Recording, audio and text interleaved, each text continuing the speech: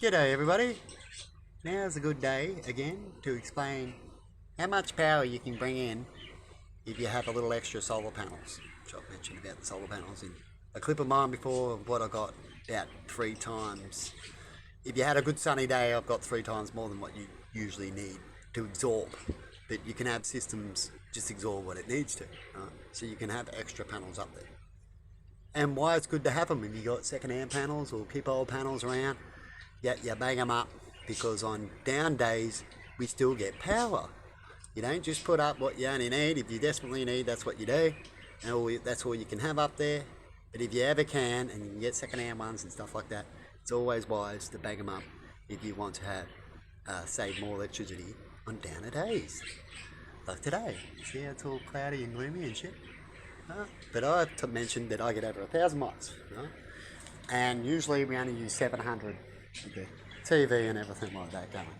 We've got the aircon going at the moment, which is a 2 horsepower aircon with the big one, which takes more than this fridge. The fridge takes about itself usually 700 watts as well, roughly what the TV and all the other things plugged in together that we use, the fridge will take. And that kicks in and out, depends on how much you open the fridge. So when that's on, we go up to about 1200, roughly 1100, popping around there. Depends on what you use and what devices come and fans off and on, I've noticed. So we come into here and then have a look. There we go. We're getting 1,340 watt coming in. And that's with that crappy day. And we're using, with everything going, now, 47% capacity of this system. That's how much we're using. 1,900. So we're using, and that's the battery wattage at a 12 room.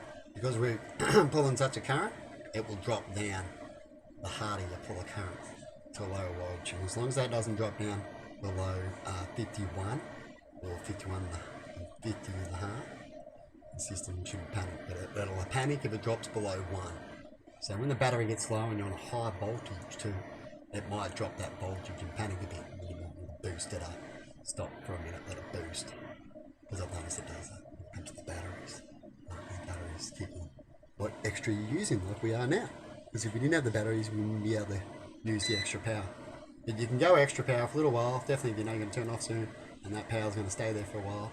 And then, so if you have it on for an hour, you can turn it off for an hour if you know you've got 500 extra watts coming in, so that was it, and you're using 700, you've got roughly 500 coming in.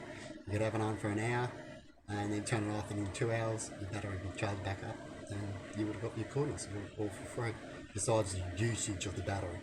And then when it comes to batteries, of course, if you're overusing too much, they go flat quick, but they've got to be used, there's a certain cycle to use it. So try to do it on emergencies, when you feel that you're not going to overuse it too much. And it depends on how many batteries you've got hooked up. So it only uses a little at the end. That's the best way of them going flat, flat. That's the worst way to use them. And I started doing that first until I had to work out a routine. Because if you let them go, you can do that by using them, overusing them at night time and stuff like that. Let them go flat and go, yeah, I can save on power bills. But then you might outdo your batteries. At night you're not using much power anyway and stuff like that, or it's cheaper. So it's best just to save the batteries and use a little bit at night, right? And get a little bit into that time and have it for booster pop times like this. They're good to help boost. Mostly they'll last you can get up to 10 years or so or more if you can do it right when it comes to lithium. Right? Yeah, we go back. And we're reading 1.4 now, so we're about 400 off. We're pulling out the battery and then the solar, so that's why it looks like that. Solar, battery. And this is how to look in a caravan, in a shed, anywhere you can set up these systems, only up to 5,000 watts.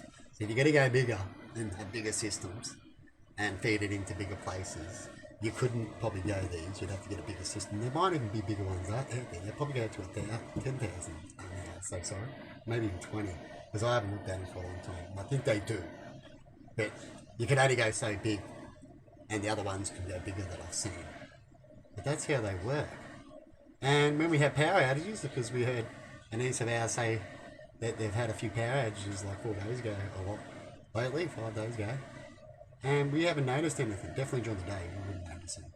This during the day is already off grid, and then at night time, if we get it, it just kicks into the battery. So at night, when it goes on grid, as we keep it low when we do what we do, we can put it back on grid by just plugging it into a power, and then